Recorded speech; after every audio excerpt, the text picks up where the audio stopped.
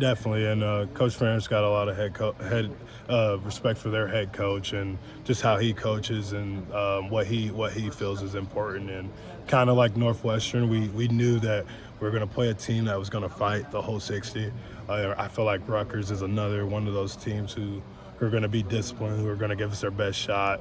And it's really going to be a good game. Just who can play the best football for the longest. Coming from a dumb guy, you seem like a really intelligent guy. How much does that play into your game? Film study, knowing where the ball's going. Coach Wallace likes to make fun of me and Nick and Quinn Schulte and Rex and Ethan Herkett because we went to private school, so he likes to remind us out there on the field. But I don't know. Football is one of those things that it came easy to me as a young age. I feel like I obviously watched tape, and I got that work ethic from Campbell and Coach Wallace, how much tape they watch.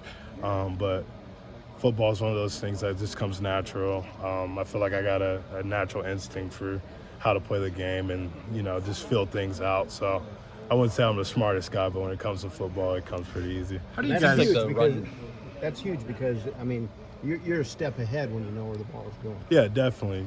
And, I feel like you look at Luke Kuechly's career. He was known for knowing the other offense's tendencies, and the detail that we go into in our preparation with Coach Wallace and Coach Parker just only allows me and Nick to play faster.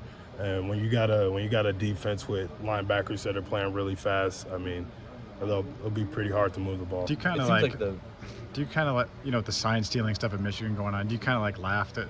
You guys have been able to figure out what's happening without Stein. With tendencies. You guys use tendencies to figure that out. Can you kind of explain that? There's a lot of answers in the numbers, and what we just try to do is we try to put our eyes in the right spot. And for me, if that's either looking at the guard first or next week looking at the running back first, and triggering off of those keys, that just allows us to play football faster.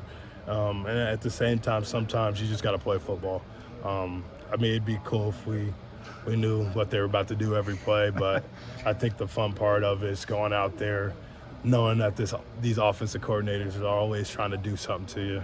I really don't like OCs because they're always trying to get something out of you. So protecting yourself, anything you give up the week prior, making sure you fix it, because that's a big tendency in this league. It seems like the run defense has really taken a step up the last 3, 4, maybe 5 weeks. What do you think has kind of been the cause for that?